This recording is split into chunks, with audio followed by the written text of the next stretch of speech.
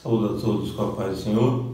Eu sou o pastor Wellington de Souza, pastor na igreja de Vassouras, e eu tenho uma palavra bíblica para você nessa manhã.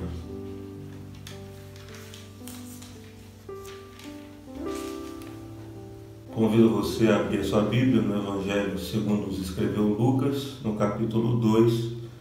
Eu vou estar lendo dos versículos 48 ao 52, que nos diz assim: E quando o viram, maravilharam-se, e disse-lhe sua mãe: Filho, por que fizeste assim para conosco? Eis que teu pai e eu, ansiosos, te procurávamos. E ele lhes disse: Por que é que me procuráveis? Não sabeis que me convém tratar dos negócios de meu pai? E eles não compreenderam as palavras que lhes dizia. E desceu com eles, e foi para Nazaré, e era-lhes sujeito. E sua mãe guardava no coração todas essas coisas. E crescia Jesus em sabedoria e em estatura e em graça para com Deus e os homens.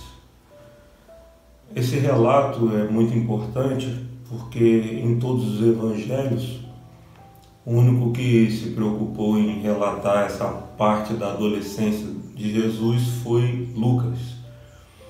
E eu achei muito interessante porque nesse texto ele traz a narrativa da história de quando Jesus, com apenas 12 anos de idade, ele foi a Jerusalém junto com seus pais, e lá ele fica entre os doutores, os sábios da época, conversando com eles, e seus pais regressam, e sua mãe, achando que ele viria na companhia dos amigos e conhecidos, e eles percebem que Jesus não estava voltando, e depois de 3 dias eles retornam e o encontram no templo.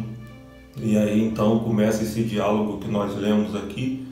Maria, preocupada com Jesus, e ele responde que estava tratando nos negócios de seu pai, não seu pai José, mas Deus, nós sabemos disso.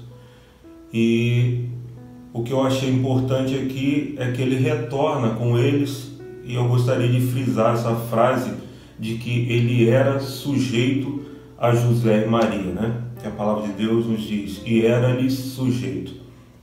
E eu gostaria de falar para você, jovem, exatamente sobre o que é sujeição.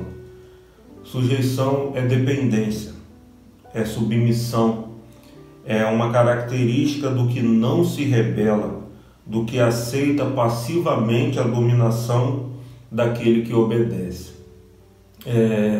Eu já fui jovem e muitas das vezes nós, na nossa juventude, nós temos uma certa dificuldade em sermos sujeitos aos nossos pais. Muitas das vezes o seu pai ou a sua mãe traz um conselho para a sua vida espiritual, um conselho para a sua vida material. Eles têm uma experiência maior do que a sua, e muitas das vezes você encontra uma certa dificuldade em entender esse conselho, em ouvir esse conselho. E na verdade os nossos pais foram colocados por Deus nas nossas vidas para nos orientar. E eu entendo que a sujeição é como um exercício, Você vai crescendo sob esse domínio, do seu pai, da sua mãe, e aprendendo a ser sujeito a eles, porque a sujeição é algo que vai nos acompanhar em toda a nossa vida. Você, na sua vida material, você vai ter que ser sujeito ao seu patrão, sujeito aos seus superiores na empresa que você trabalha. A moça, quando casar, vai ser sujeita ao seu marido. E na nossa visão espiritual, no convívio da igreja, você vai ter que ser sujeito ao seu pastor, ao diácono que trabalha na sua igreja.